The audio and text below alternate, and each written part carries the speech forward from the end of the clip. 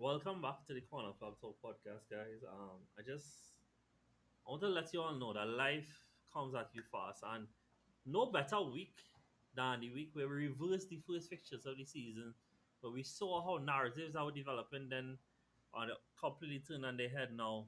And a few weeks ago, I had these very men on the pod, and I was able to say that I was the only 3 point collector amongst them. But this week, the tables were turned, and I'm the only one without 3 points. I left holding a bag of emotions. And to join me, as you all are here for the John Munger therapy session, I have Virgil. Virgil, what's good, my guy? Yeah, I did. I good enough. Time for you to get off it just. And we also have, as always, Brandon. Brandon, what's Hey good? guys, welcome back to another episode of the Corner Flag Talk Podcast. My name is John. Since he didn't do it as enthusiastically as he usually does. Oh yeah, guys. I hope you guys are well. Thank you guys for holding on the fort for me last week. Um, it always is because as Brandon said, that was only the second time I was not on the pod.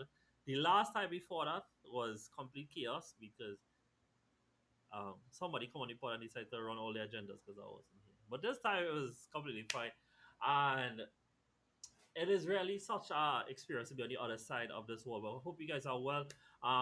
We are here to discuss the action from this weekend. The truth is, guys, I had another plan to put with the weekend roundup, but that's not gonna happen. However, I still not really planning to touch on the UCL because I kind of would rather that we do like a bigger one next week when all the fixtures done. We see what the Mhm. table look like, and we see where everybody stand. Right.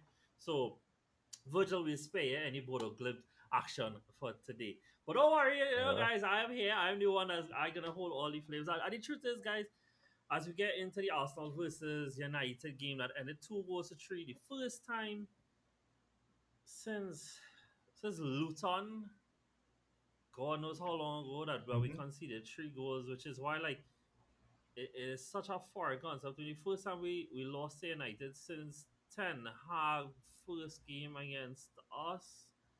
Um, yeah, bro. Like it is a bit far, and we had to get into that with you guys. I'm going to say some stuff here today, guys, and I am going to be as honest as I can be, and I am going to say everything with the caveat of knowing at the end of the day, we still 4 points clear.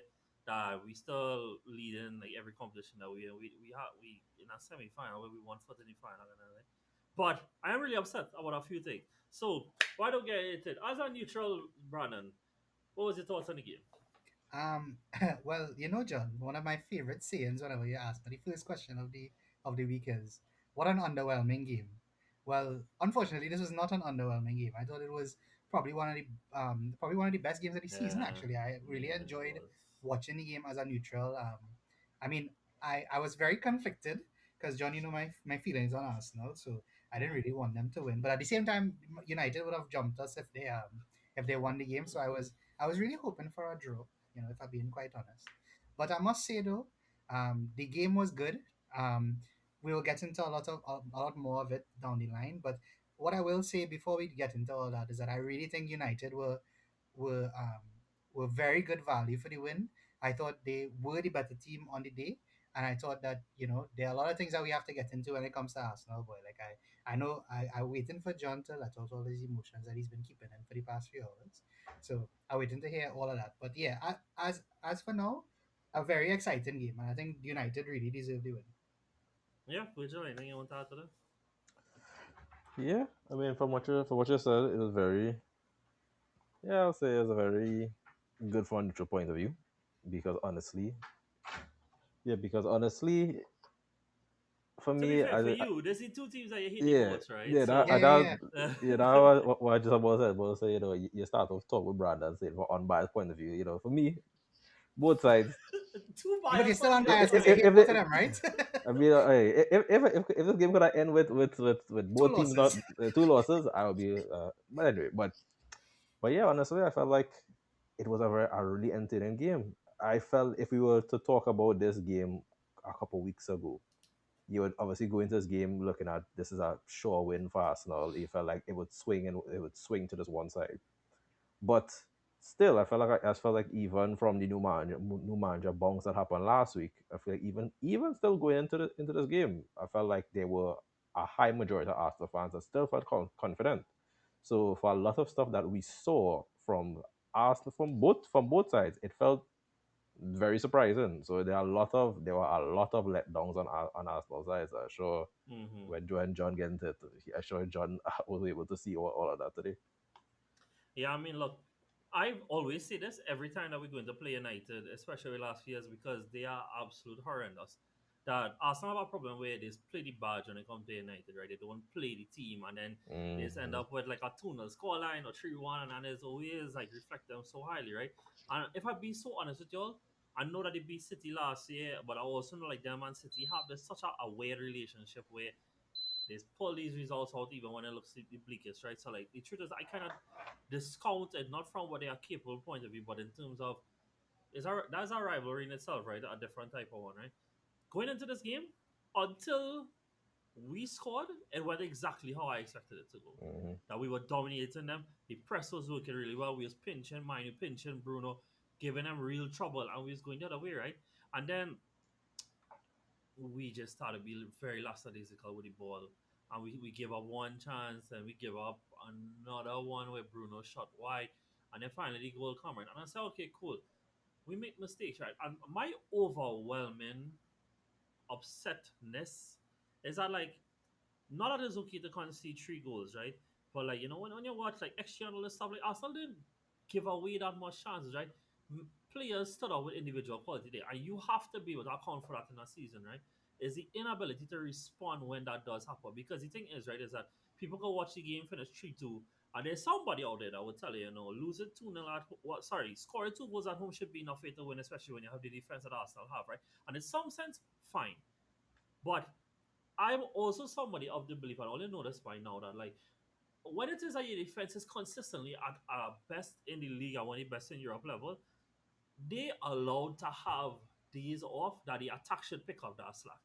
And then today, I just felt like it was non-existent. Right? And the thing is that there are people who are putting this in the same pot or the same circle as like when we drew the Forest last week, right? And that for me it is similar, but here's how it's similar to me. And to me, and don't get me wrong, you all can ask me about this afterwards, and I would tell you all the things that I think Arteta should do better and stuff like that. And I'm not saying no, right? But to me, United openly spat in the face of Arsenal attackers today because they showed that give them a little bit of space, a little bit of time, they can produce a moment of quality. Nobody here is going to sit on this pod and tell me that Patrick Dorgu is a better attacker than Bukayo Saka, Leandro Trossard. I know Martin didn't come on today, but Martinelli, because it's an overarching point I have. Gyökeres, maybe. Jesus, Kai wasn't in the squad today, but Madueke, Odegaard, Eze, all these guys, right? Nobody's going to tell you that he is a better attacker than all of them, right? But look at the moment he produced. When last all, let's say our Arsenal attacker produced that kind of moment, boy. And I'm not saying that you shouldn't be able to create tap-ins and all this stuff, bro. Like I was even telling men this, right, dog? And imagine I using Foden in a positive light here. Why is this Foden just smacking shots from outside the box, dog? And eventually one going. And before you know it, you have games version like the Crystal Palace game, right? With Crystal Palace, real dominate against all you, but all you going up the other end and score goals, right? At some point, though, these Arsenal attackers need to find some flipping shame in what they're doing here. I'm all for having discussions in terms of, if it is that the right back and the right winger should switch, and if it is the orientation, and I have zero problem with that, right? And I do think that today was a day where they did not create enough. But like I think a good like contrast is like again, watch what Cunha score. Watch what him with Doku, I want to say Doku score, right? When Saka cut back the ball to the top of the box for Declan Rice, that end up in row Z. And that is my point. Is that ultimately today was a game decided by individual quality. And the truth is, and again, this is being recorded, pod, whatever, right? I can end up looking like a fool, right? I'm not worried about throwing away the title at this point in time.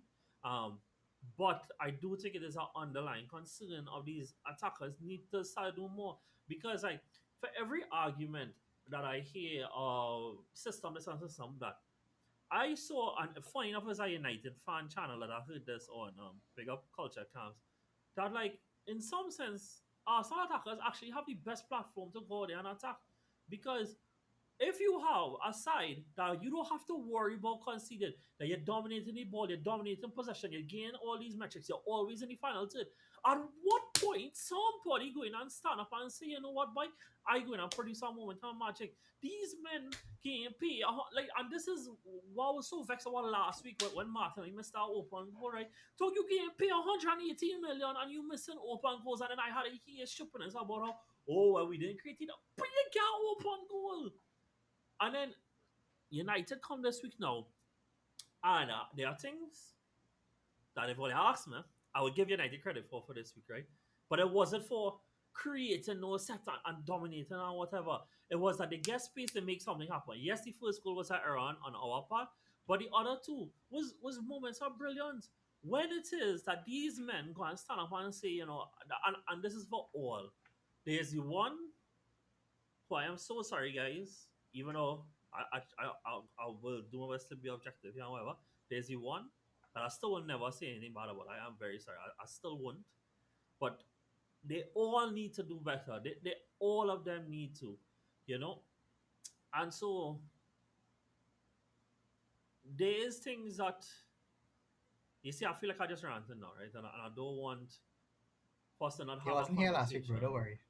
But like I am, but like I saw, you know, it is two boys. I talking to some to us Arsenal fans, and they piss him off too, right? Because again, right, I'm not disregarding things like there shouldn't be games that we play as they are Odegaard in midfield or that you. But you know what's actually the thing that's pissed me off the most about this whole like right back stand up on the inside lane and Saka on the outside lane now is that like they for every screenshot that you show somebody of that, there's also a screenshot of the reverse. Is the whole concept is that they can't just settle down that you're marking in one space, is that they keep interchanging, right? Mm-hmm. Now I admit the interchanges are better with white. But my point is that is not the problem. The problem is having is producing moments of quality. This system is set up in such a way that you'll get to dominate the ball, you get to dominate territory. Now, the reason we conceded turnovers today was a lack of technical quality in passing out the back. Like one of our players this season, Brandon, you would say that he's one of our players this season is Zubi Mendy. Give away something there. And I sure if he was going to this game and somebody tell Zubi Mendy make a mistake, it'll be like, that's real unlikely. I can't see that happening based on how the season going, right? And so, all right, one of your best players make a mistake, dog. Somebody go up there and correct the flicking thing. In fact, he almost did, but somebody blocked his shot, right? But like, oh my god, bro! And so like, that is why I say it's a spit in the face because United are fought, you know, and credit to them, right? But nobody had them on Arsenal the same stratosphere. But they have a left back playing left wing, and then Cunha, who fair enough though, Cunha has produced bangers in his time in the Premier League, right? And not this way, bro. Producing higher level of quality moments than your own attacker is. And it doesn't have to just be shots. I talk about produce a 1 in a million pass, produce something. But I feel like outside of Saka, and again, I'm not saying that he's above asking for more because I do want more from him. He's our best player. I should want more from him. But outside of Saka, these men just feel like they could pass side to side so much and that somebody else can take up that responsibility. When are you going to take it up? And you see, that comes from a number one frustration, all this. So you see this man wearing number 8, dog? I've been done, eh? Like, truthfully, I've been done. But and this is where my real problem with Arteta is, right, dog? Until the Chelsea game, right? And you know what, dog? Chelsea had just beat Barca. Chelsea come into that game pump, whatever. Right, dog? And they play real good in that first half, and then Caicedo lost his head and he gets sent off, and the game was what it was, right? Until that point, as they start every single game for you, and we was playing the best football we could have asked for this season, and we was creating, and this is what I pissed off because like you drop him, and now you bring them back in, and now people rabs in him. When it is he lost all form, he lost all confidence. Like tell me, I know both all they had like Ezreal plenty, but he wasn't an Arsenal player. No, he's an Arsenal player, it's all fair, right? I'm not saying no. But he looked devoid of confidence playing today. He looked afraid to try and do anything. He was on course today. And you break the man from not playing him for 4 games in a row. And then now oh well, we need something. So go out and try and do something. And all the time you're coddling this man, dog. Because I now talk about that like Martinez make 180 and all these guys make money. So Odegaard is the most blasted protected player that I ever see, though, because he's a flicking captain. 3 games in a row in this league, you're chasing to go and score to win. And you getting hooked as an attacking midfielder, you getting hooked. What does that say about you? What does that say about you? And what does that actually say of the man? Just actual trusting you to be the one to turn that moment on its head. But then now Atata contradicted himself because guess what, guys? When we play Leeds next week, guess who started? And you contradicting yourself. So at some point, make a decision, bro. And again, so I was on the plane when we play Inter, right? And I did watch it back afterwards, right? And I didn't think Eze had a great game in it all. But you know what I saw? Endless threat. It did come up half the time. And I, as an Arsenal fan, and as somebody who like Eze, probably gonna get more grace than somebody else watching him, right? But I saw somebody who playing all this time and get his first high level game in God knows how long, and was trying things. He tried shots, he tried passes, he was part of the first goal and stuff like that. I saw threat. When it is that Martin Odegaard on that field, though, nobody's free threatened by that man, though. Like that is the ultimate truth, and he is the attacking midfielder. Arsenal have Timber, White, Saliba, and Gabriel, the best centre back duo in the league. Anybody at left back, all of them are pretty good. You have Declan Rice and you have Zubi. That's the best platform you can ask to go forward and do something, dog.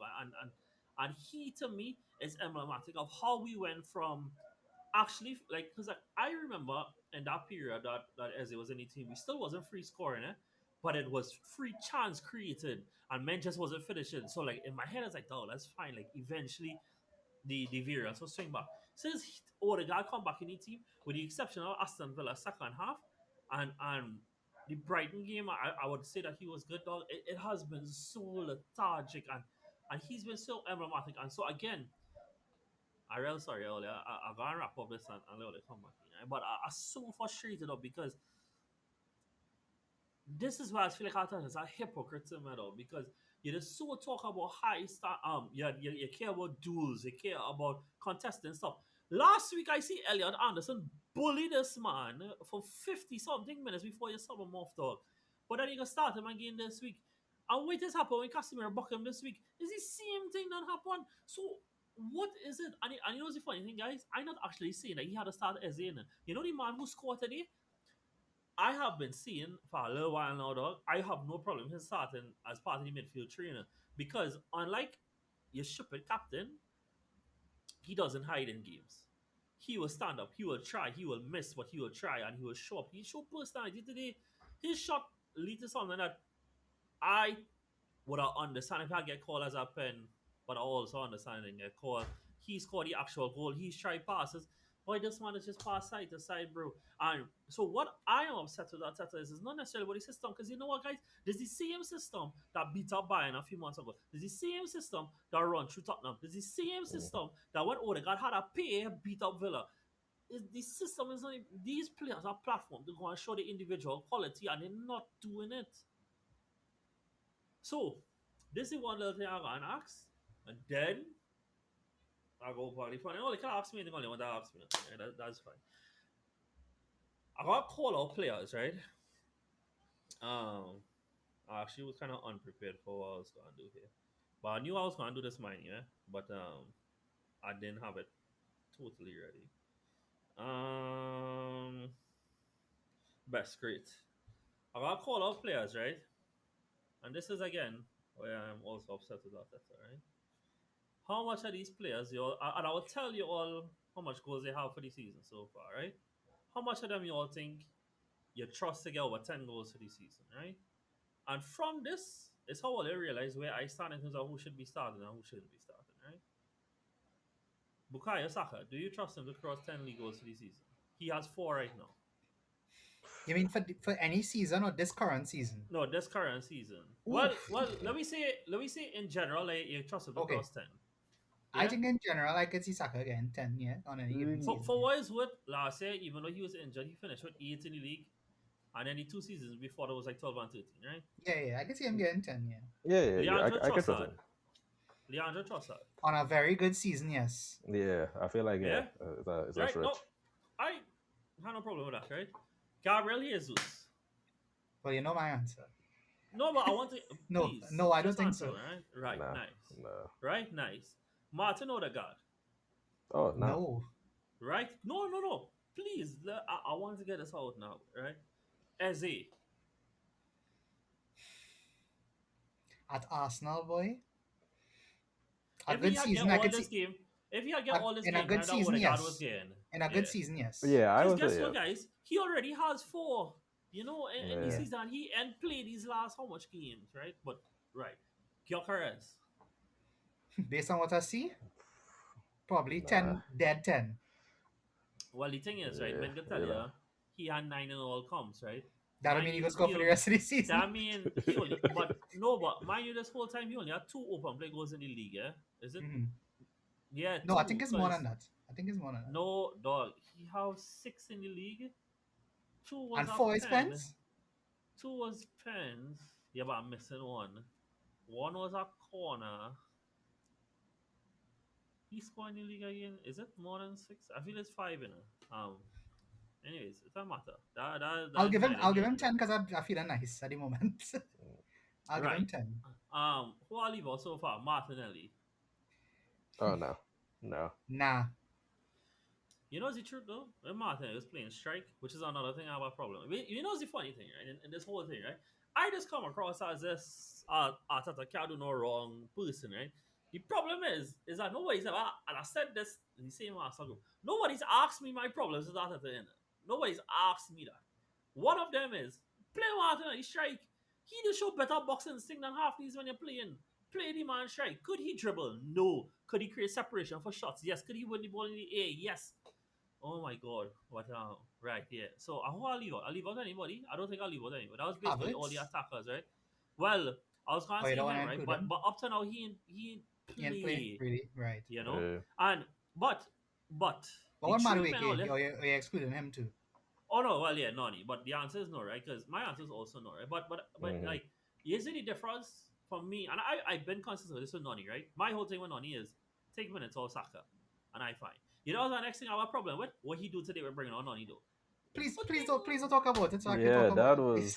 that Please. was Because I'm what begging you, jail please. you move Saka for a while, and you know what is the result of that all? Yeah, I have to then now get messages from United men. I and he and God knows how long about how Luke Shaw's tie up Saka, and I like, you sure, boy?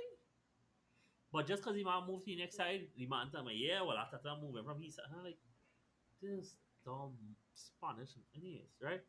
But so that little exercise proved that you all think Trossard is capable of crossing 10, Saka is capable of crossing 10, Eze is capable of crossing 10. You know what that says to me, guys? That means the three men need to start. Anybody else, I don't really care. That means the three men need to start. Find a way, get them and play them. I know the funny thing, when the three of them was playing, we was playing the best football for the season. You know? What is all you know, all you by now know that where my heart lies is that I want Kai to get back fit and I want him to play. I do find it's a bit concerning that up to now it's early getting there. You know, so that's why in terms of my hopes, in terms of like how much goals he might really score for the rest of the season, I don't know. But like game, do whatever you had to do. Play Marino on top. Oh, that is the fella. I forget though, Marino, right? And you know the thing is, I can see Marino scoring 10 in that season. What is And strike he on scored midfield? 9 I last can season. see him. Yeah, he did, right? And even this season, I find his midfield performances has been really good. So like, dog, but these the men that I trust to play. The rest of them, I just I don't have it in me. I remember the last time that that City won the league without recognized striker and whatever, Gundogan scored 30, right? And that was the highest scorer in the league, right? I can see somebody hitting 13, you know. But you know what going to end up having is that someone need to pick up the slack, dog, and get this thing going. Because I am not denying that Arsenal have not been as good from open play as they should have been. However, I think that what has happened is because we get so good at set pieces, a lot of these players also, and this is besides Saka. And to be fair, I kind of want to exclude Trossard, but he non, well, to me, non Saka level, so he had to get it too. a lot of these men default responsibility to the fact that, yeah, well, don't worry, we'll get a set piece and one of the men to score. Instead of, again, standing up and taking responsibility, right? And again, it happened today, right? When we equalize at the set piece, you know what's the funny thing? Yeah, before we get our set piece and equalize, I tell Shaz we're gonna lose today. Like I couldn't see it come, and then we equalize. All of a sudden, I think it right to like a corner and win from it, and then could just score a banger, right? But and I'm not saying that it has to be bangers, but like dog, I'm trying to remember what was the last goal that we scored, and I felt it was probably Jesus' goal actually at Villa against Villa. Was the last time I felt like somebody showed actual individual quality now to do something that wasn't a tap in, that wasn't expected, and at some point somebody had to do that. Like Virgil, obviously we'll talk about all the game later, right? But like I would say to some extent all your goals today this week was somewhat in terms of the system set it up for it to score because like it was a good counter press for the second one. It was good build up for the first one, and I'm not saying you can't have those goals too, right? But like, how much times, Virgil, you see Turkey do something wonderful for it to score, or again, fraud and score banger from far, or something like that, right? It's not good enough for these men to feel like they could just get the ball to Saka, he can cross the ball and score. Someone you just step up and do something. And yeah, so I feel like it's about time I shut up. So um, in terms of United, the things that I thought United did well, they defended well. Not like we made it hard for them. But actually, the thing that Carrick did that impressed me the most was that when it is that they were playing off the ball, they didn't sit in our block. I thought they were really good being aggressive man to man because they didn't allow Arsenal to settle on the ball, and I thought that was really good because they never let it that like they get boxed in and defending the box and defending balls coming to the box, getting balls ball into the box. I thought that was really good. But like I mean credit to them, you know. I'm not taking anything from it. It's just that I'm just more frustrated with these players because like we first in the league, dog. We top of the Champions League. We more than likely gonna go through first because it's Carrick we playing, and I don't know who is second Bayern. I can't remember if Bayern have a Hmm. hard game, but like we also beat Bayern. Who also lost this weekend, which was kind of crazy. Um, and then we have one for the Carabao Cup. So like it's a good season, right? But ultimately, this going on and bite you in the backside if it do change soon, right? And now again, the things that I think is on Atata is the personal like he choose, right?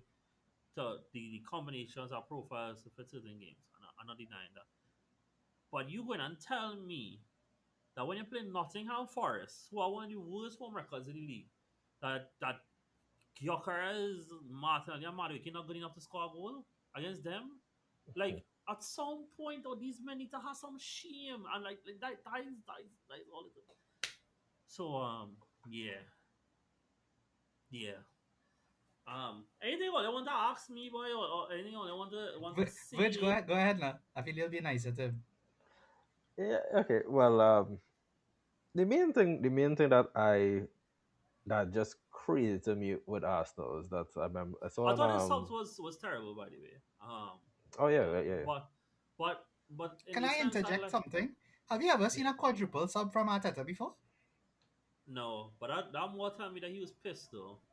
yeah. Okay. Yeah, but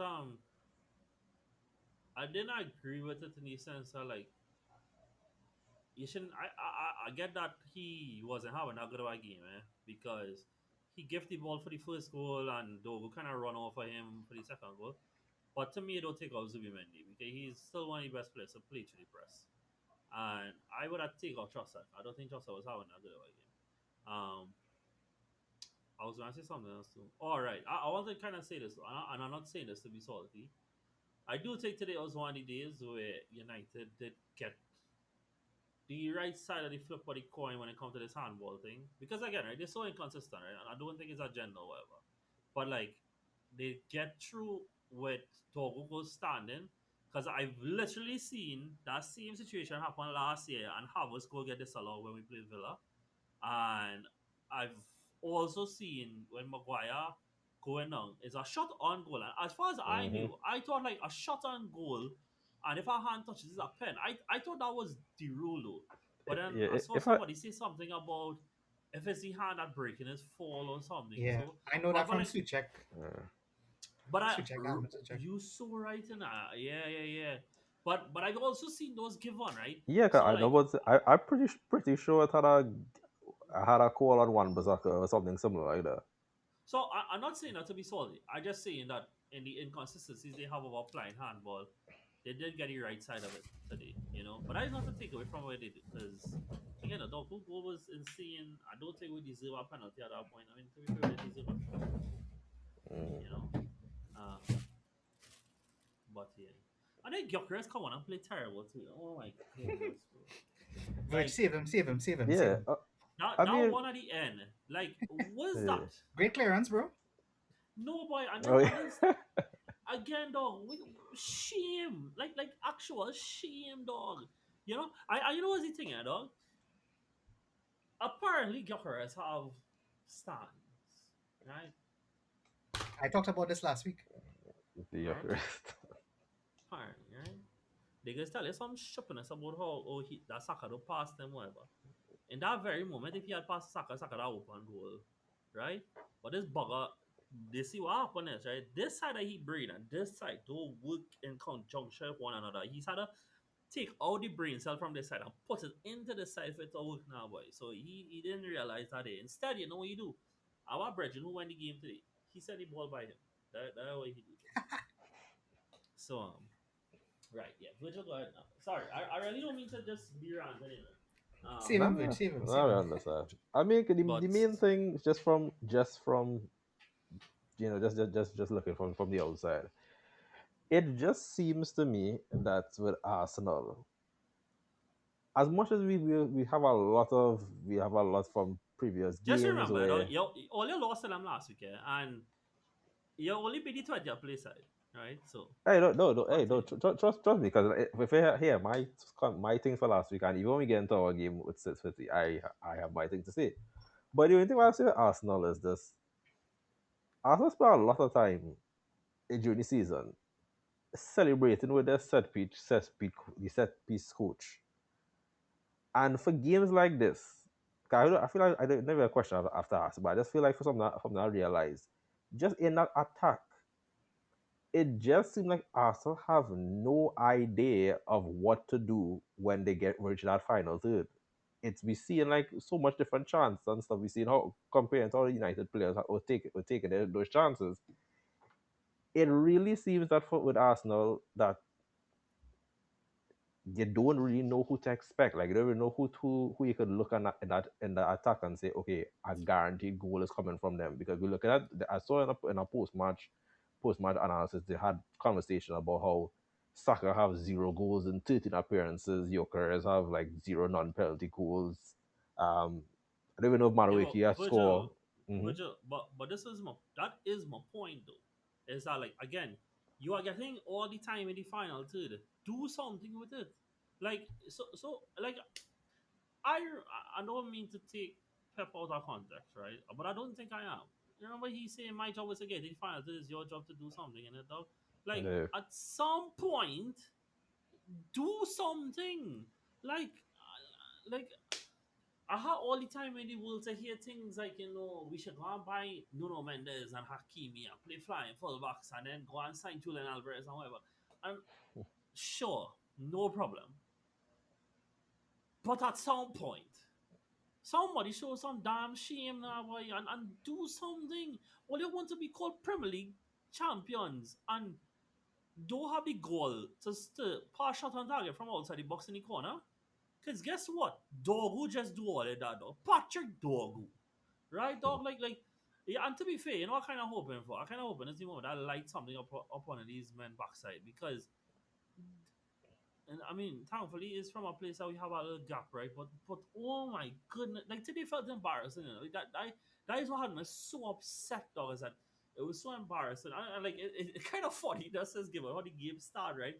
Like no joking, the way the game started, we pinching them in, and like I thought, like I really thought Rice was real on it in the first half. Though. I said, right, okay, you know one key Mm-hmm. on it, dog, yeah, though, can't get stuck into them, man, though, right? And then Saka was beating them, and then Saka take down that ball dead, and we score from him. Somehow, apparently, oh, the guy play a part in our goal. I don't think he knew he was allowed to do that. And I said, right, wood, we go on them now. And then it's nothing.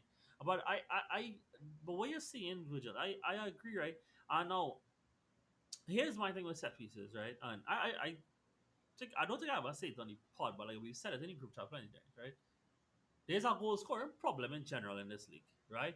They had the 17 nil last weekend, and that is the most in any Premier League season ever, right? I've said it before, and some men don't want to hear because they don't want to hear that this is probably the cycle of football going through. At least the Premier League is going through right now, right? The level of bottom teams, every like what you know, Carrick coming last week, right? This is probably to show you how much more dotish Amram is than anything else, right? Carrick only coming last week, and I already showed them how to set up in a 4-4-2 block to keep the places compressed and that kind of stuff. The level of coaching throughout the league is at its highest. The level of talent and athleticism is at the highest that's ever been. And so teams could defend a lot better than before, right? And so the thing with set pieces, right, is instead of it ending up like some sides who draw nil with Sunderland and only draw 1-1 with Chelsea at home and then draw 1-1 with Brighton and then lost to United the week after that, Mm-hmm. that at least we still carry some threat somewhere else while they're blocking up the moments in games. And then now, when the game does open up, after Arsenal score set pieces, usually after we do go and score again, right? And now today's obviously not that day, right? Today's a day where these men just kind of, yeah, and get them the first chance and then after it's got bangers, right? But like, my problem is more that shame is really, I guess, more overriding thing. I'm always with that. I am going to name the pod eerie familiarity, by the way. Because it is, right? It is. I feel like I had this conversation with Odegaard before. I had this conversation about these players showing shit. Like, even last year, though, right? When it is Saka was out injured and we play, and like, don't get me wrong, Kai is my boy, right? But Kai missed some bad chances, right? But like, at that point, Kai had 15 goals for the season, right? Imagine asking Gyökeres to score 15 goals by January, right? And Martinelli must see 1v1 against Newcastle. And men like, oh, guys, one chance you get. So, like, what do you think this is, dog? Like, at some point, players have to. And Virgil, you know this, right? Because, like, you're forever winning titles and thing, right? You know, because that is all it is to apparently, except this season. And, but you know that after somebody score, before always usually be Haaland. After that, the game is open up and be a whole different game, right? Like you take one chance, right? All of a sudden the game say changes. What the other team has to change is you get more space. And from there you can get your 2-0 and your 3-0 and your 4-0. But you had to take a chance to change the game state. But like people think that Martinelli and Gyökeres and all these men who getting paid way more than we gonna ever see in real life, need to be cuddled and babied and that the chance of the fall for them right in front of the goal and it had nobody in front and it's like good grief. I still don't want to cuss in. I really don't want to cuss in. Like oh, they have no idea how like every single time it comes, they tip on my tongue and I'm cussing in.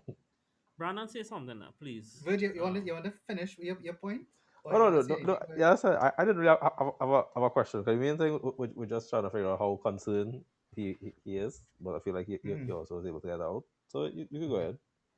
Okay. But the funny thing about the concern is that I asked John about his concern about Gyökeres many weeks ago, and that concern wasn't very high at the time, and now it's quite high, probably too high, at that point. I just want to say a few things about the game. It's just like random things that I noticed in the game. This is not. This is Zuba. I've seen Zubamendi have rough. I wouldn't say bad. Bad is not the word. I've seen him have rough games throughout the entire season against the traditional Big Six, as they would call them. Like, I mean, I know you all won the game against Spurs, but Richarlison's goal come from him losing the ball. He did have a little bit of a rough game against Chelsea. I do remember that. I mean, today as well. I mean, apart from that, he's been very faultless for the majority of the season, right? But what you said there, John, about the game state, right? I think that played into the mistake a bit. Like at the time, like passing out through the back, I think the fact that you all were one goal ahead, it it that game state itself is what had Zubimendi in such a frame of mind to think that that was a good pass. Like I don't know, I still don't know why he thought that was a good pass because Mbemo was there anyway, right? But to further your point about the Martinelli thing, Mbemo had that one chance. And he took that one chance. He could have easily missed. He could have hit. He hit Raya's hand, and it still went He in anyway, did. right? Mm-hmm. The other thing I wanted to say is that your Odegaard problems are very well documented, but at this point, I think he is Arteta's version of Bernardo Silva because I can't understand for the life of me why he keeps playing and why he plays so much. I also think there must be a Guinness World Record for the captain that's been hooked the most in Um, Premier League history. I'm pretty all you sure that know, I'm pretty all sure you that's good. know, which part I could go online and find how to write our obituary. Because if he continues starting, dog, all you need to plan my funeral. Because I am not joking when I tell you, we're not winning the league if he keeps starting, and we don't win this league. I'm gonna kill myself because I am not like despite what anybody ever say, whatever any other Arsenal fans say, I always tell her I don't associate myself with them. I can understand what went on the first year we charged for title, the second year. First year it was a zeal, we wasn't ready. Whatever. Second year though, we went to the final day, dog. It is what it is. This year, I'll not seeing me. I am going to kill myself. Nah. And but you know what's the thing, right? I can live with it if we're doing the best that we could do and we're going through. Yes, man, dog. I can't, dog. I can't. Dog, he's emblematic of all the attacking problems we have, bro. And I'm so sorry, dog. Like, oh my, you know why he doesn't better for Norway too? Why? Because you know why? Nobody's expecting nothing on Norway, you know. That is the Mm. truth to it, you know. Nobody is sitting at no deep block versus Norway, bro. So there's no onus on him to then actually be creative, dog. It's so easy to partially lines when it is Royce. I want to say Royce Estonia, yes, right? But when all these random Estonian, I was trying to say, just coming out and setting up with bankers and lawyers and things, bro. No, I'm I can tell you from experience, those shut up. Norwegians aren't somebody to play with. Those Norwegians I are can see the different. glimpse in your eye, boy. Yep. Um, I'm fed I up, bro. wanna, I I I, wanna, I just I sorry. wanna. I Yeah. really So I sorry mean, now. I really don't mean I for this know, I sport to know, be I know, so. I know that's not what you want to hear, John. But I think that that he's No, bro. The he's problem is not that you think it, you know. The problem is that I agree with it. But this is where I think Arteta need to grab backbone, dog. Because like I know like we gotta talk about slot and Liverpool and sometime, right?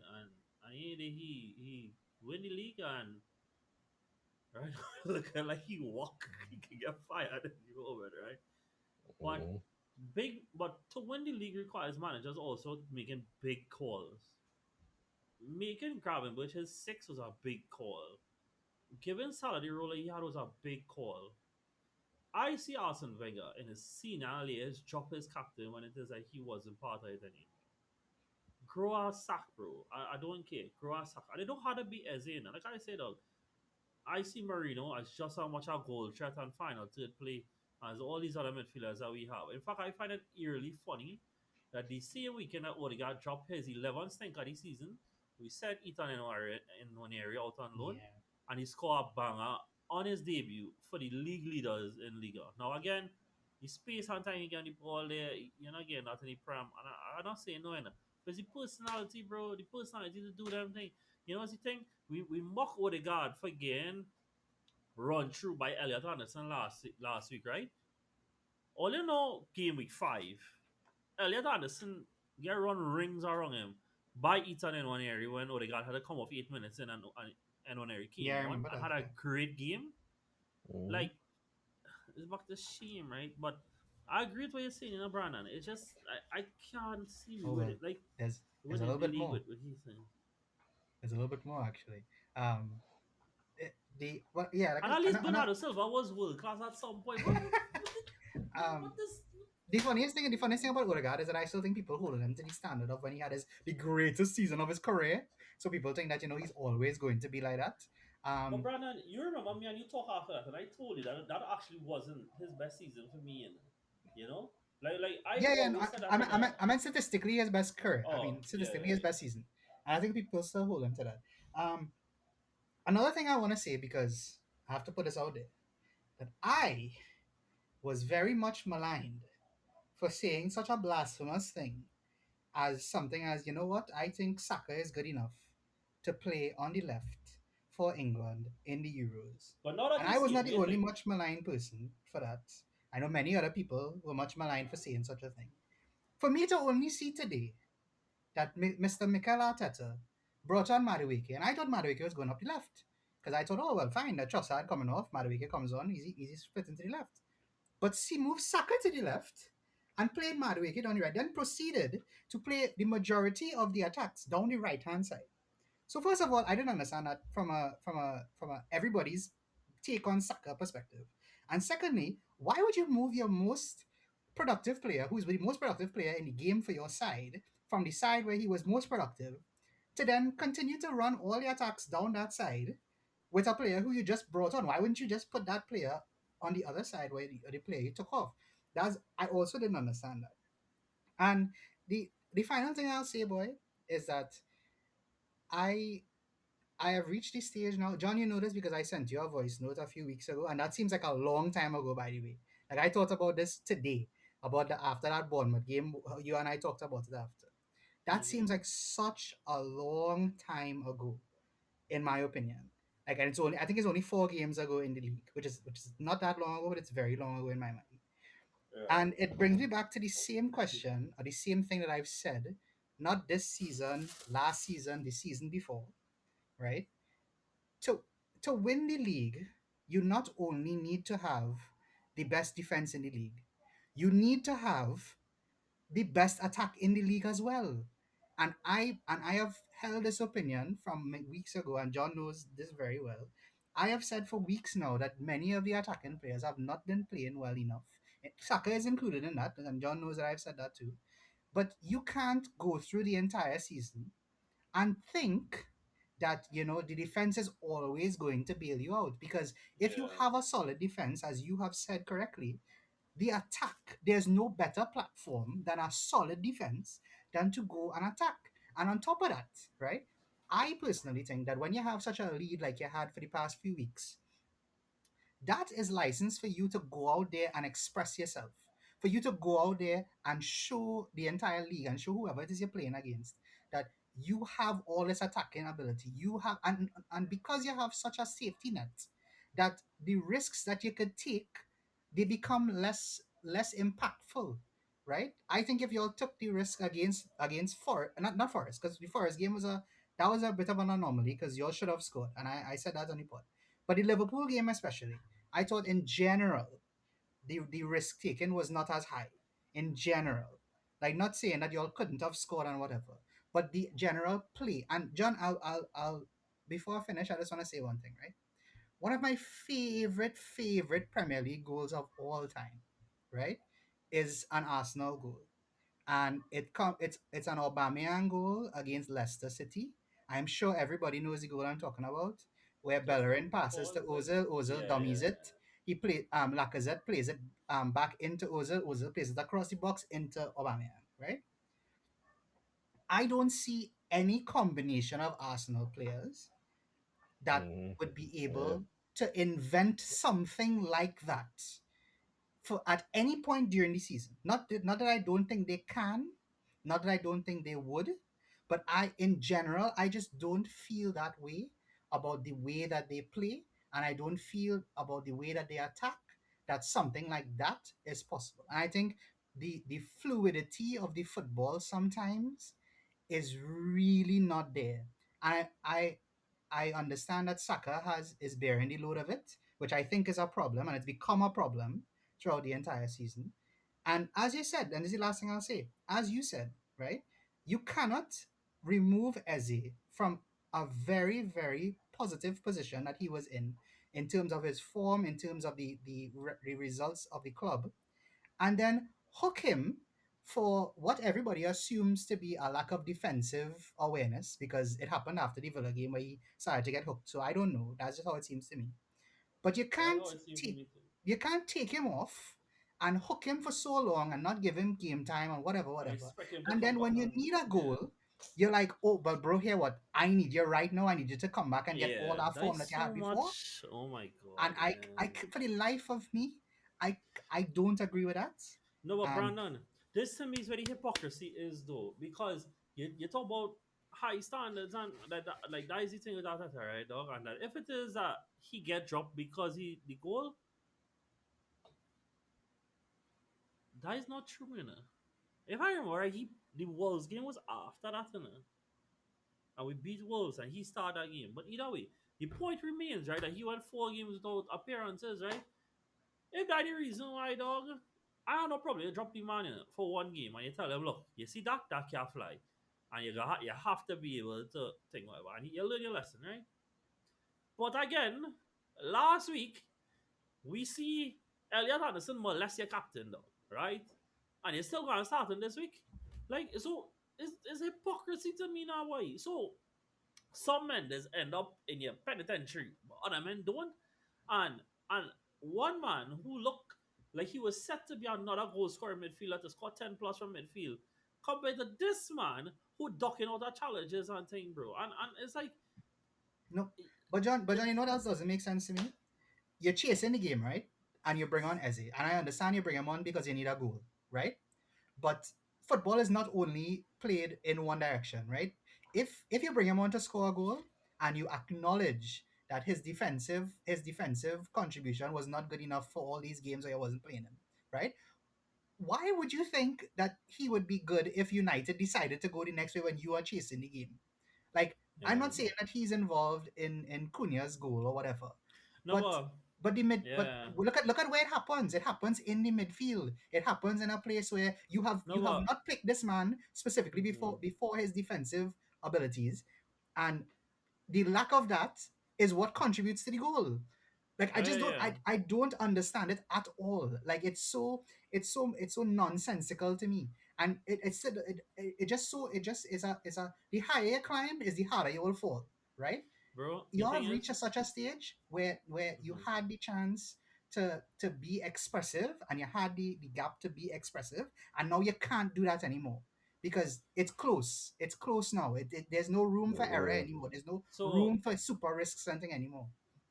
I agree with everything you're saying. Eh? I think that he had watched that gap differently than how you did and how I did because again I want to do it the way that he did it. Right?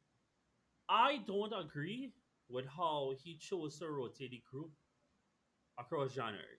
Right? In terms of choosing who played against what. Right? In fact, I hate except when Trossard is on form for Trossard and Saka to play together, and I hate when Martinelli and Madueke play together. I don't find like there's a good balance, right? But it wasn't about balance per se. I think he was trying to manage my minutes, right? And I think he watched the gap as a means to okay, well, he can mitigate the risk of playing soccer in this game and play somebody else, right? And I necessarily have a problem with that. Again, I already reiterated this whole point of Martinelli, Nani, and Gyökeres should be more than good enough to get a goal against Nottingham Forest, right? But you talk about Zubimendi, I think, right? I think a man who coming into England for his first season, bro, you could do better managing the man minutes. Like Norgard is not dead, bro. You could use him on. Like Zubimendi didn't need to. Why am I seeing Oh, transfer rumors about Norgard, by the way? Zubimendi didn't need to start in Inter. Like Saka didn't need to start in Inter either. You know, like you start as a great, that make complete sense. You know, he hasn't been playing and stuff like that. You start Jesus. I like no, to tell you how I just been around, and I even talk about how terrible he is was today. And I know what's the thing, yeah. Yeah, I am first in line now to not want to see Gyökeres play again though, because this one is a horrendous excuse of a footballer, right? but not to watch However, Jesus. I was extremely concerned about Jesus because it's one thing, and this more to me is a bigger indictment on where European football is at and compared to the Premier League. It's one thing to watch Jesus look all nippy and tidy in the Europe right now compared to the intensity Prem. It had one dog when it was still nil-nil that we win the ball back up high and Jesus get. Now that brother didn't even try to run at the defender. He just turned back and went a foul dog. But he couldn't run at him dog. And yeah. And so yeah though, like Zubi when he didn't have to play and so like Yeah, I don't wonder if like some of that today was fatigue. You know the mistakes that he making, him not competing properly, dog. If some of that is fatigue, right? And I don't like how like the defense. I understand, comment injured, right? You only have so much he could have do. And to be fair, I know not everybody agree with it because I also don't like Timber playing left back, but I do like how much he protected Miles when Miles out of form. And don't tell him Corday, you had to play regardless because he's 18 years old playing in a position that most people accept. And even Arteta said like that is not his position long term. You know, don't drown him by that. Now. Something else you're saying now. With respect to the goal thing, you say what like less than thing, bro. Yeah, right. I agree now, but you know what I would also say? I see the goal against Inter. And that to me is not the same thing, obviously, right? The first one we score, right? I watch the players who involved in that goal, or the exception of Jesus, because again, I really care too much to see he involved. I see other players involved in that goal that I think have like the mindset to make those type of one time passes goals happen, and they are not the ones playing right now. Them is the ones who need to be playing some form of Marino how to be playing, Eze how to be playing, or obviously Saka, but these men are playing. Even if I mean Marino how to go back on top, dog, I don't care. But we go into Leeds next weekend, right, dog? Who in great place in terms of form and thing in general. Leeds win this weekend? No, Leeds playing They're playing tomorrow, tomorrow. Yeah. right? So Leeds, however, and I mean we have a throwaway game in midweek, right? But they're going to be physical and intense, bro. You're going to play Odegaard again for me to go through the shipping again, and then we're going to have. I'm not even going to talk about it next week, you know. I'm going to clip everything I say about Elliot Anderson, use AI, and just replace it with Stats or Ampod or whoever it is that man handle him, and just place out in the pod, because that is what's going to happen. Are we 56 minutes in? Are we even come off one game? One team. We even talk. I haven't saying anything about United. I would, um, even though I would like to. Can I say something on United very yeah, quickly? yeah, yeah. Right. Um, I would like to say that I was very, very, very impressed by Carrick's defensive structure. I know you talked about it there, John. Yeah, There was literally a 4-4-2 that they were setting up in defensively. I thought it was really good. I think a lot of the United players didn't have good games, I'll be very honest. I didn't think Bruno yeah, was very good, even though he came up very clutch in a lot of moments. I didn't think his overall play was very good. Um, like I say, a lot of the players, I think Mino was very good in the first half. I thought Casemiro was excellent. yeah, I thought The so. defenders, Maguire and Licha were very solid. But again, and this is what I find so funny about the some of the United discourse right after the game. It's like most people I know, and I am one of the few people who had United very low in their early predictions, right? And most people had them high because of they think, eventually the quality will show, right? And if that is the case, then you can't give quality players quality opportunities, right? Like Dorgu's one I think is probably a one and a Yeah, however that's a however much thousand shot, right? Brandon, we saying However, that, dog. The man scored now against Newcastle City and Aston. no, no, no. So, I know. But my overall point is right. It comes from no, exceptional I agree. interchange with Bruno, right? So you can't give Bruno the opportunity to create in such an area, then to give Dogo a chance at the top of the box, right? So first of all, that you can't do that, right? The one with Emblemo, that is criminal. You cannot give one of the best goal scorers of last season into this season a chance like that. Guilt edge, Yeah, you can't do it, right? Because he's gonna take it every single time. And then for Cunha as well. Cunha is also, Cunha has hit the post so many times for the season, right? So which is why when I saw him shooting from all there, I was like, boy, this might go in. And then it just so happened to go in. And it's probably one of the only times for the season you're gonna concede probably a goal like that where Raya he's not able to get to it in time. Gabriel is like so far away from him that all he can do is just like try and slide himself, which ends up blocking Raya, which is the funny part about it.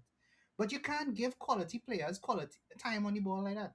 And to me, that was the biggest thing for United today, that they were able to get these players into these positions where they were extremely effective. All three goals come from that zone, like at the top of the box. Like if you put like I don't know what's the yardage or whatever, but all of them come from a similar position. And if you are able to create opportunities in us in a position where everybody can have a good shot off, that is good game plan. And I have to give Carrick a mm-hmm. lot of credit for that because this is still a week, maybe less than 2 weeks that he's been in the job. And I think that he's done a really, really good job so far. I mean, some of it is not rocket science, like playing Bruno as a 10 and not playing three at the back and speaking Portuguese and all those things.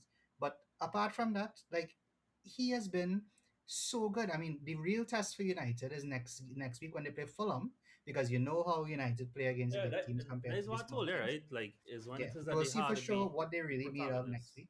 But Yeah, all I will say is that, and this is, I'll leave it at that. You can't give quality players quality opportunities. You yeah, can't. You just can't. I It's agree. criminal. It is going to happen. And my question would be to anybody who says, "Oh well, United scored two real good goals, or whatever." Why didn't you score good goals? Because you have better talent. You claim to have some of the best players in the world. You claim to have some of the best players in the league. I didn't see any of that from them today. I didn't see nobody shooting from outside the box. I didn't see nobody testing lamens from outside the box. Like, pick. As you say, Passing up shame, responsibility. Yeah, shame. all of them passing Somebody up have responsibility. shame. Yeah. All right, guys. So given that Leeds playing tomorrow, we give you a game short. Unless you have somebody else who they want to take thing from this week. We gotta take three from this game. Um, Is there a better game than this one? I really don't think so. I I don't mean, think there was. to be fair, if you want to take two from the Bournemouth game, because that was also a ridiculously good Oh game. yeah, true. That's a good point. Yeah, true. Yeah, that's So, a good That's a game. good point. say about only one we can take two from that. All right, so who was the two United players I want to take from this game? I say one of them should be Odegaard because he was so good for them. I Um, thought so too. To be and honest. in all Yeah. seriousness, I do think Mbeumo led the line really well. To be fair, Yeah. I Yeah, really I think don't he want to led the put. line well. I don't want to put Bruno because I don't think Bruno had an overall good game. I think Casemiro is one I would say. Yeah, I thought Maguire was real good. I thought Maguire was good too. I thought That's Maguire true. was real good. So all I want to do Maguire and Casemiro. Yeah, I don't mind that, because I don't know if I want to give two defensive minded players a game where they score. I mean, to be Well, yeah, one but was this her, I one was her mean, own goal actually. So, Yeah. don't give it to attacker boy. Probably give it to Dogu for that insane goal. Um, I don't know, boy. You could go with Casemiro and Maguire for now, I guess, and we can all figure it right. out For now, after. we will leave them. I am open to Mbuemo inclusion because I thought he led the line well. Um, Yeah, yeah, to yeah. help to get him out the pressure line. Yeah. I All also want to right, say cool. I think Carrick's use of Cunha for the past few games has been very interesting because he's brought him off the bench, but his impact off the bench has been like as if he started the game. I don't know. I don't know if he's talked to Cunha about that or if there's a game plan that he has, but it's worked Hmm. twice in two games. Like, The only thing I want to add with that too, that kind of you gotta give him credit for, is because Amarim is somebody who would play all his attackers, and then when they need somebody, they bring it on like 17 and 18 year olds. So for him to actually like be able to have let Cunha know, hey, we know that you have that energy, and for you to be able to hold a bench and be able to come on and make an impact, I feel like that was big because obviously we know a lot mm-hmm, of times players could have players egos. They feel like they mm-hmm, deserve to start. They feel like obviously Amarin was like garbage, but he was getting game, he was starting. But yeah, I feel like from having it being able to manage your players like that, you have a quality player in Mbam who you have him running, expending so much energy, and then you could turn to the likes of bringing on Cunha and yeah, Sesko on the bench. So I feel like it was kind of it's brave of him and it paying off. So I don't know what our conversation is like between Cunha and Carrick, but But working. Virgil, I not realize that. Are you playing Spurs next week? Oh yeah, yeah, yeah. Oh, well, bro, no, the bro. gap going back I to saw, five. And after Spurs is Liverpool. So bro. I saw that if Thomas Oh, Frank, bro, oh, I that's saw that if right. Thomas Frank wins against Man City, they're going to sack him.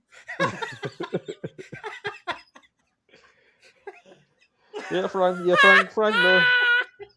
Frank knows a win is coming there. So hey. Hey, sir. Alright, Ollie, cool. Let me move off of this stuff. We are half an hour. Let me buzz through some teams then. Virgil, let me start with you now. Actually, I want to laugh at Liverpool first, and then we get into all the teams. We can laugh at Liverpool first. So, I Yeah. being real, I watched this game. I thought Liverpool started the game good in it. Honestly, I thought the way it started, I thought it was like, oh, alright, this is one of them give Salah going and get his goal and assist, and everybody going to say everything hunky dory.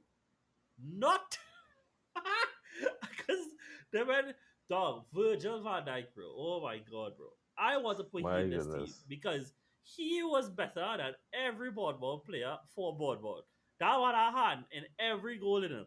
And I must say, I now talk about shame with Arsenal players. You know how shameless you had to be for he after that performance to go up to the ref and ask why is that goal allowed and that kind of thing. That man had more interactions with the ref than defensive contributions. That tell you what kind of game he had. But I mean, it was really something, boy. Because I didn't actually take ball. It was that good I did. It's just that again, like we talk about picking moments, right? Like I actually thought Jimenez had a pretty solid game, but that comes from that he had to defend a lot and scored a really nice goal. But from Liverpool side, we big up Soboslai. You won area the picture he got at his free kicks apparently, and who else played good, boy? Yeah, that was kind of it. No love Mhm. for Florian Wirtz. Now, I don't understand why that man just had to take 15 touches before he do anything, right? Like, every time, like, even when I was watching the Marseille game, like, you know what time this man had time to pull the trigger? And an extra touch, and an extra touch. I Yeah. was like, yeah, but, nah, it was bad, but it was bad. I thought Alex Scott was pretty decent. But, I mean, dog, you see, where we reach the cycle, right, Brandon? We reach the point that everybody accept Liverpool having a bad season, so nobody really want to say anything anymore, right? Oh, but But can we talk about how bad this season is? Like yeah, I no, heard this that they've is had 5 wins in the last 18 Premier League games. yeah, but I need Could you you all to believe that? I need you to check I don't yourself, know. Zero bro, wins in the because last five. after they beat Marseille, I saw a lot of chatter online that yeah, guys, this is just like the last time. No, this is just like 2005. We having a bad year and we gonna win the Champions League now. So yeah, apparently. Yeah, I still want to know. I'd like somebody to explain to me why Van Dijk thought it was a good idea to show off his trapping abilities in his own box while the ball is in the air. I don't know why he didn't use And his head and yeah, physically use his head and to head the ball away from the onrushing Bournemouth At player this who was point, you on would expecting him to. tell you how he have one of the best aerial percentages, blah blah blah blah blah. But guess what, bro? You does win headers when you go for them, innit? When you just don't bother to go for them. This always happen. Yeah, and Um, on top of that, like that's how Gomez got injured. I find that was so not funny because I don't like when players get injured, obviously, but it was funny in no, the but sense it that was it was like, yeah. come on, man, like I feel like there's been so much talk about Konate this season, and I've said it from the start. I would like people to be honest and talk about how the Liverpool defense on the whole has been so poor this season. Like I think that was Mm-hmm, a hallmark of them being so good last season, and people really underplayed how good they were defensively last season. But this mm-hmm. season, boy, it's been terrible. I mean, they all know Bournemouth statistics before that game. Like they were on a terrible run. That is their first win They in hadn't beaten a team in the top half of the table for the entire season, and that yeah was yeah their yeah first yeah win yeah. of any top half of the table team for the season. And I, I, I don't know, boy. I don't know. And then they blaming the win and all kind of thing. Like, oh gosh, man. Like, But you don't please find it spare real me, funny, boy, boy. how it was literally like a flip of the first game where Liverpool went 2 up in that game. Bournemouth came back in, Oh and yeah, then true. You're right. Liverpool You're won it right. Yeah, late. And then this time was the complete true. oh opposite. yeah. True. That's point. That's Um, good. Without Semenyo too. yeah, without Hmm. Semenyo.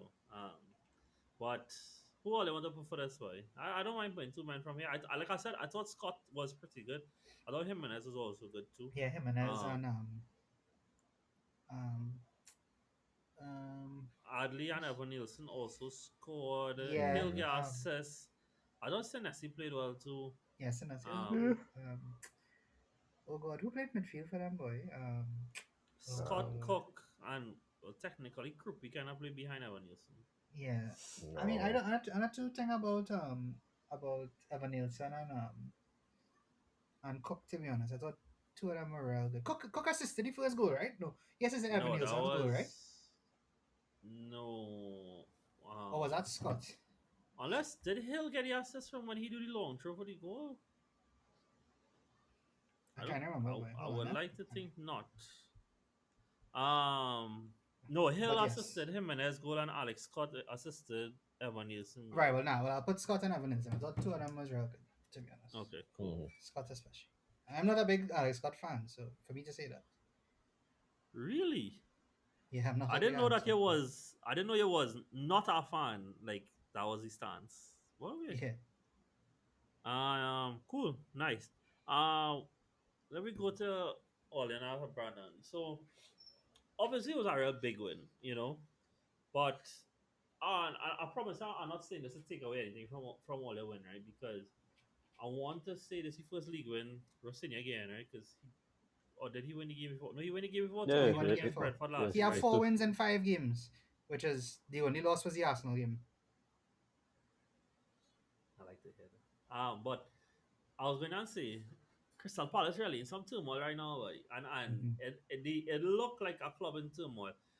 Since the last time I've been on the pod, guys, Gay he gone. Was he manager again? Glasner, Yeah, Glasgow Glasner going. say how he gonna I leave. done, I gone. Yeah, All right, guys, never mind. I'm not going. I'm going. I'm going at the end of the Mateta, season. Mateta But wanna Tata leave. say he wants to go, and all this like chaos, bro, just break out of nowhere. I Dog, saw Watson get a red card in the game yeah, too. he Like, did. He did. Dog, that red card was so stupid because he made an identical tackle like 2 minutes before, which he should and have then gotten get a booked card for, out. but he didn't. And then he got booked for it right after with But an identical tackle. Brandon, I just want to ask you first, right? You really think I just say this thing from our agenda point? Because it's nothing. Because if it's anything, as more fan of Palmer as a player than Enzo, but like you don't also kind of notice by that like this is where we talk about players and personality and things before, right? To me, like Enzo does grow in personality when Palmer not there. To me, it's more like a responsibility thing, right? Like he recognizes that someone needs to step up when the I want to say like it's understandable that a lot of the burden would fall on Palmer to be a goal scorer assistant, and I think he just step up in his absence now. But and from what I saw today, I thought he had another real good game. Yeah, I think it's mostly because I feel like it's I don't know how to describe it, but it's like I don't know what's the word I'm looking for. But basically what I'm trying to say is that I think you I think you I think your eyes and I want to say this correctly. I feel like what you're seeing is not a causation or like it's not a A false because of equivalency. I think Okay. yeah I think it's a false equivalency because Okay. when Palmer was really good, Enzo was in the team a lot. Now, mind you, that was also when we had a different manager, etc., etc. But what I do think is, and this is, and you said it there, but you said it kind of negatively. But what I think it is that when Palmer isn't there, Enzo takes up the extra responsibility. Yeah, yeah, that was kind So of so like true. I don't think it's that he I plays don't think it's a better bad thing, without. by the way. No, no, no. Yeah. But I know, but I just wanna say because I know what you're trying to say, but I feel like you're framing it a little wrong. Like I know you're saying that he plays better without Palmer, but I think he plays better knowing that Palmer isn't there because he has Yes. to play better. Yes. Yeah. And I think, and Yeah. I don't think it's a thing where Palmer plays better if Enzo doesn't play, or Enzo plays better Sorry, if Palmer doesn't I play. I am not saying that Palmer hinders Enzo. That and I feel like that could be Okay, how it coming off because that okay, is not yeah, maybe, it. yeah, because I think But I that's say what I that he thought. So does shine a lot more. But as I say, I think it does come from a good place now of knowing that someone needs to step up in these yeah, moments. And I yeah, think like I know like Chelsea obviously these last weeks has been really weird, bro. But and I know like Reese obviously get a lot of praise for the season. Can I say that I think too, boy? But I think and I know you say it before, so it's not like I say anything new. I think it's having a really good season, and I yeah. kind of I under 100% the agree with that. radar season in a sense because like I don't think a lot of people talking about it, and I think he is suffering from price tag in the sense that like people already made up their mind a long time ago of what he is and that kind of thing. I don't want to talk about that. You know, he's having the kind of season that if Woods was having it, that we talk about a lot differently. Um, Virgil, you saw this game by chance, right? If you have anything at all you want to say on it, if you also think yeah, sympathetic yeah. I towards did, Palace, because I do, but I yeah, know I the didn't whole see is much. I didn't see much of the game. All I want to mention is because Enzo was my shout at the beginning of the season to have It was. a I stellar was Yeah, he watching did. season. our That's true. That's true. predictions. You also said Yeah. But João Pedro, top assistant, top goal scorer. Well, to be hey, fair, the man scored today, right? Hey, So I he mean, passed Gakers on it's true. Kitike. Yeah, yeah. it's true. Um, Could you imagine that he has the most goals of all signings, and I have been slating this man for the whole season about how he should shoot more. All And right, could you but imagine if he could shoot more? let me real right. Between me and you, we're going to slate off between our strikers, right? Yeah, Whereas The other striker you mentioned, he's got all the praise, mind you, like Yeah, all. And yeah, Mm-hmm. I yeah, can't remember yeah. the last time he scored in the league. I'm assuming we put in Estevao, okay, he get a goal and assist, Oh but Oh yeah, yeah, bro. yeah, yeah. Jeez. Yeah, he was really good. He um was really, really good. You can't give quality players one-on-one that chances kind as of your time and keeper, bro. space, yeah. Yeah. Yeah. Fully agree, bro. And I mean again, I feel it for Palace, you know. But you know what it is, right? They gain food chained. That is what it is, though.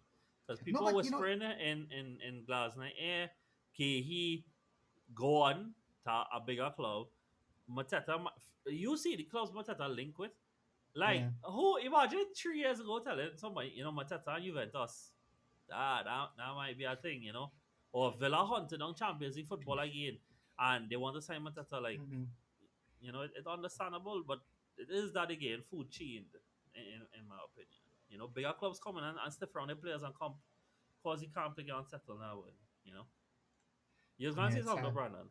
No, I was just gonna say that I find it so weird because I find like Palace, even though they've lost a lot of players, right? Like I remember when they lost Solis, they brought in Ismail Assar, which I thought was excellent business, and I still think it's excellent business because he's a good player, right? But I feel like I don't know what happened along the line where this replacement method that they've had, I feel like it's just like gone out the window. I don't know if like they didn't expect that all this would happen.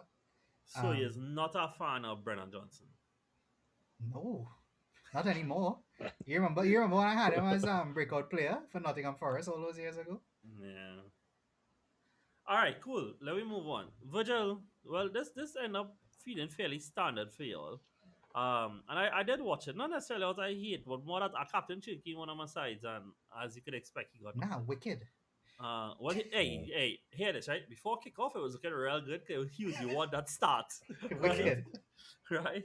But Marmoush scored a really, really good goal. Um, really good movement in the box, and I thought Semenyo finished was real good. In fact, I thought Semenyo was probably all the best player on the day. He hit the V on his shot, bro. Like that was real unfortunate with the one that he hit post with, but was really good. Also Gay slipping like a glove, but I like a caveat in all this praise with is the 20th place team. So like, we Who had are on the up? Right, right, yeah. Who are on the up? you know um and also Virgil. I don't know if I've said this before with you on the pod, but I find since you lost Ruben Diaz and Gavardio, bro, I find Kusanov has been playing pretty good. Like Oh yeah. I Hmm. like I find it kind of on like again, right. First impressions was last, right? So men make up their mind that Kusanov is trash because when he make his debut versus Chelsea last year, he run rings around. Man, But rapid as hell, bro. yeah, bro, I like he's real recover, So, but yeah, Virgil, tell us what you had to say, and when you're done, you'll just tell us who you want to go for. Yeah, 'cause I mean, honestly, yeah, because yeah, Kuznetsov is definitely like and one of the most fastest players in the Prem. Honestly, if you really check his Yeah, boy. stats.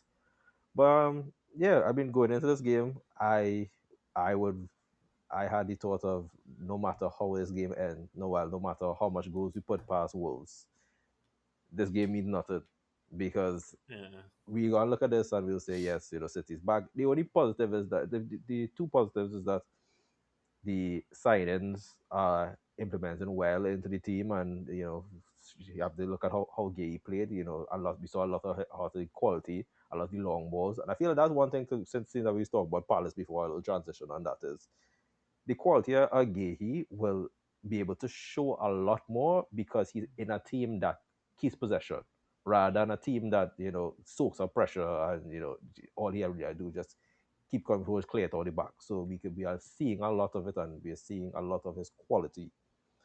But Mm-hmm. to the result and everything that played out, the only really positive really is that it came at a good time where Haaland is not really firing. We're able to bring in other players for them to get some confidence. I know some other players came in and got some minutes, but this is something that we should be seeing from way before. We had the likes of Marmoush before AFCON just being wasted on the bench. We had Pep's over reliance on Bernardo Silva, and we had games where we had Cherky on the bench, and certain times we see that how the formations were being played. Another game that shows how heavily reliant and how important Matthias Nunes is to the team. Like he literally shows, wow, look what happens when you cross the ball. Look what happens when you cross the ball into the box and let the strikers work fit. We looking at that chance and everybody will say, wait, this is like a perfect Haaland chance. Marmoush, we saw looking at for Marmoush, how Marmoush was able to get behind that ball. It was not easy chance. There's something that you feel like Haaland should be bearing probably like every week. So Hmm. I mean, down to results. Yes, it's a good positive for the team, but it's honestly not nothing to get hype about. Honestly, this is just good. But if if you can't really carry this on to carry this form on in Champions League where you actually need it and to continue to keep the pressure alive, it means nothing. But how much people you're looking to take from the game too? Nah, just one. One. I want to mind some menu, but I feel like that's somebody I kind of want to sneak in later on at No. attack. I definitely would want to highlight. Is either for me it'll be either I mean, Turkey Nunes or cross from Mamush was real good too. yeah. So that was on. Is it for me? It'll be either Turkey or Nunes because Okay. Turkey didn't register a yeses, but he was very important to this game. We saw him draw a lot of fouls. We saw him have that creativity there. But Hmm. I also want to have a highlight how important Matheus Nunes is, who is 1 minute playing for Wolves centre mid, and now he's there as look at as one of the top right backs in the league right now. It's kind Who of would have crazy. thought you would have said that in Ex- 2026? exactly. Mateus Cool. Nunes into the team, boy. Yeah, Nunes all right back. Who we leave out by? It was a big six or Spurs right there. Spurs, Hmm. the Well, mighty by Yeah, boy. Thomas had seen enough. He has seen everything. dog, look, guys. Let me serious up for a second, right? We should just be happy that Van der Vaart leave this game uninjured after Foster sent him out. Wow, yeah. Because, Bro, I still think that image is AI generated, you know? dog, I don't understand how his knee is fine. I don't. me though. I And truly it's an don't. injury problem fella too, by the way. Yeah, I don't understand. But yeah, right. Burnley, Virgil, I know you had Burnley to stay up, eh? I know Steve Virgil. I understand, boy. The problem is they don't. They are wanted, boy. They were wanted, boy. Yeah, Cause because yeah, this is not the first time they played that spirited performance and only leave at max on one. And exactly. Because it's just like I was not about to say like you're seeing glimpses of what Burnley could have been this season because they have the experience, they have the young players, they have the energy. But then it just seems that they just don't like they're just trying their hardest with Wolves to just make that relegation zone their own. Mhm. Honestly, I feel like for a lot of teams they feel very comfortable knowing that no matter how bad perform, that cushion between relegation is Mhm. just really who could avoid 18th. yeah, because I think like Burnley and Wolves kind of set as the bottom. In fact, I don't know if I don't think we ever talked about this on the pod, right? But what's the man named that Wolves hire as a coach again? Rob Edwards. Right. I fully believe they hire him knowing they're going down and hire him to be good next year to take them back up, But hopefully. the funny thing is, right? I think like you're saying that Burnley and Wolves going on, but I don't think they play the worst football in the league. No, Like if I've been honest with you, I I think think like if West Ham play way worse than them. Not this weekend though. not this Obviously these weekend, two, but but no, yeah, but they are like I can understand why people thought that they might have stayed up. Like to be honest, like they yeah, don't play the worst football. Like they actually try, which is probably why yeah. they're losing all the time. But they No, try and to to get me, like I think Burnley have tried to show different faces across the season. Right? Like let's be real, right? Early in the season, there were two penalty calls away from getting points at United and home to yeah. Liverpool. Hmm. And that would have been so big in terms of momentum for them now. But that's the margins we're talking about here. Well, to be fair, both our Tottenham centre backs score right, which usually is Dubravka, player in line, but Dubravka, I think Dubravka had to be the one. Yeah, Yeah. cool. Dubravka make like I think make like 6 or 5 saves or something. Bro. Yeah, he had nine, bro. He had nine 9 saves. saves. Yeah, Jeez. yeah, Well, yeah. There we go. Easy. cool. All right, let me rattle through some other teams now. The game I did watch today was Villa beating Newcastle 2 goals to Oh, you nil actually up. watched that game? Nice. Yeah, because I thought it was the most likely chance of like an even game, No, and well, he I was thought wrong about that. no, yeah, I was completely wrong, bro. Like big up what Villa was so professional. I am not joking at all. I'm not telling all this because I have Watkins in my fantasy.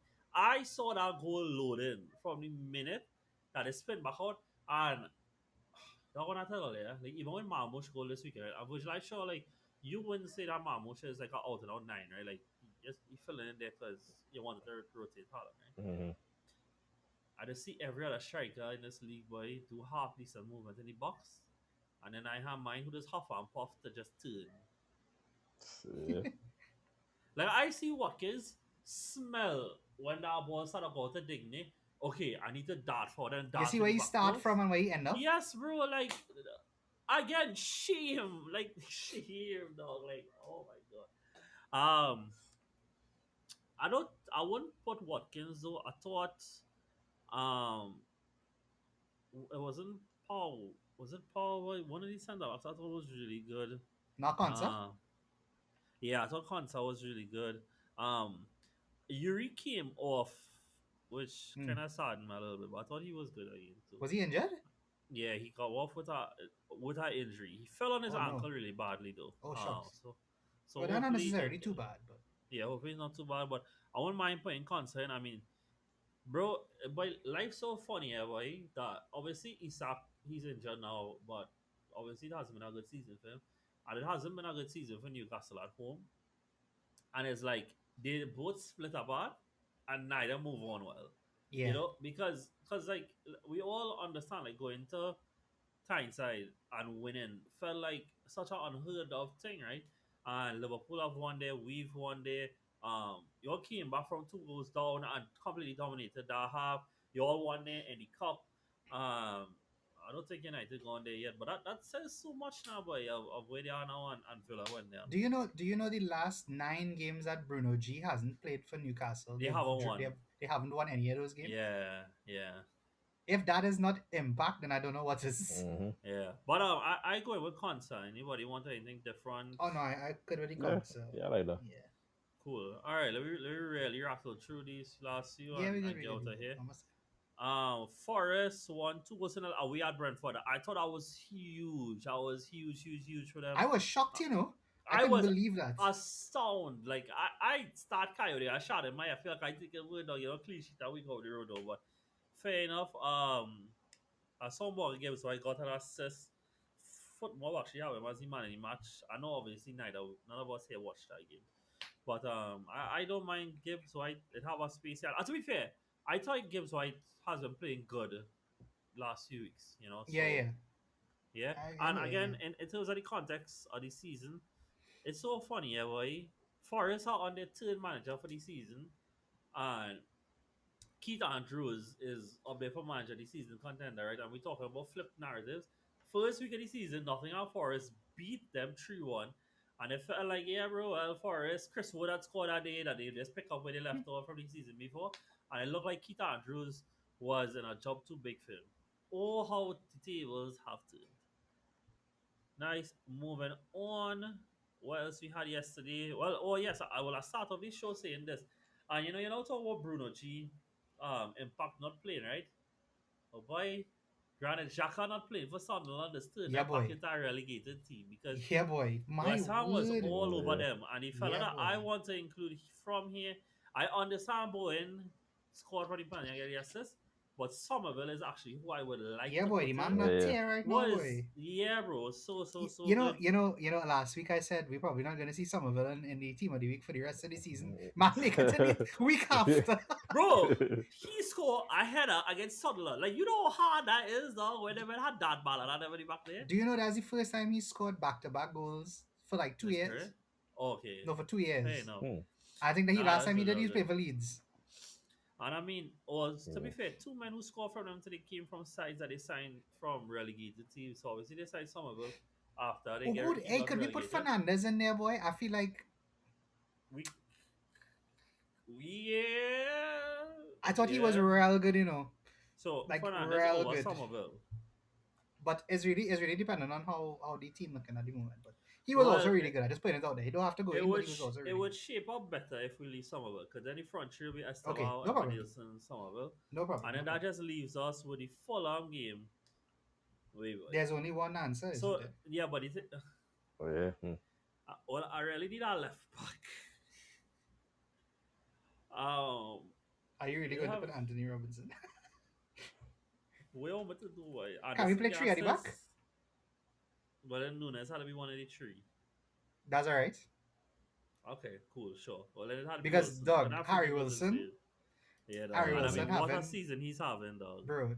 I actually don't know who's having a better season between him and Semenyo. I've been real honest with you. Yeah, I think, Like the That's well, two at of this true. point, them, I think it has That's to be true. him, the dog. two of them You real know? good. Like if you like, I know Semenyo is at City now, but if he was still at Bournemouth, like if you had asked me outside the top six who's having the best season, like between two of them, boy, wow. And He like has Thiago is 12 goals obviously and there and assists stuff this too, but yeah. season. Sorry, He has 12 goals and assists. 8 goals, 4 wow. assists, bro. And all You those know, came and like in the last 10 games like, or something like that. yeah, last 2 months. And Yeah, I mean, that free kick was an absolute banger. And I mean, I remember how we was talking about them earlier in in October, November, and thing. yeah, boy, Like they have rough. shoot up the table. They are 2 points behind Liverpool. Imagine that. Already 2 points. Yeah, boy. And with that, guys, our team is Dubravka in goal, Nunes, Maguire, and Constant makes up your back three. Your five across the middle would be Harry Wilson on one side, and midfield three are Alex Scott, Casimiro, Gibbs White, and Somerville, and then Esteban and Evan Nielsen playing on top together. So, well done, guys. With that, though, yeah, I've been real. Well, you had to ask me. I just know Bayern lost to Osberg because you know them Bundesliga accounts is be right. Them just make TikToks about Yeah. that. They make a TikTok with Arsenal and Osberg like be the only two teams to beat Arsenal. I don't know why any other results went on this weekend, guys. Arsenal came back a couple Barca of won yesterday. 3-0. Mbappe did a Panenka in I saw honor that in of honor Brahim of Diaz, Yes. Brahim Diaz. I which don't I know who thought is told him that was a hilarious. good Like idea. that, Yeah, I would like cry if that was me. Yeah, yeah, but dog. And they pan the camera to the man, dog. Like Yeah, that is. cry if that was me. Oh my goodness, boy. But yeah, so guys, next week we'll do like a big UCL thing because then we'll know where the table lies. We'll know. I don't know if we'll know who playing who in the playoffs. Actually, we might Yeah, know yeah, at they the have. end Yeah, of I yeah, think yeah. the draw Friday. is next week So we'll know all after that. the game. Hopefully City in the playoffs Mm. because that's always be funny. And Hey, Chelsea could be we'll in the talk. playoffs too, bro. Who are they playing? Oh, they're playing Conte. Oh, Napoli. they're playing Napoli, bro. But Nah, Napoli dog. also Conte in lost today Europe. 3-0 to Juventus. So Yeah, Yeah. dog. There. Yeah. Anyways, I'll be able to run the narrative that they win the league and then KD become this thing it up. You see, dog, there's always a silver lining, dog. All right, Turkey guys. be Thank you very out. much. KDB been out, bro. That don't matter. The juju, the heaviness, bro. At the end of the day, that only when I used to see when he come off the field, you know. I don't with that, guys. But to be honest, they also lost the UCL when he came out the field too. So Swings and roundabouts. Uh, Hmm. thank you guys for listening to my venting session. We'll catch you guys next time. See you soon. Take it easy. Later.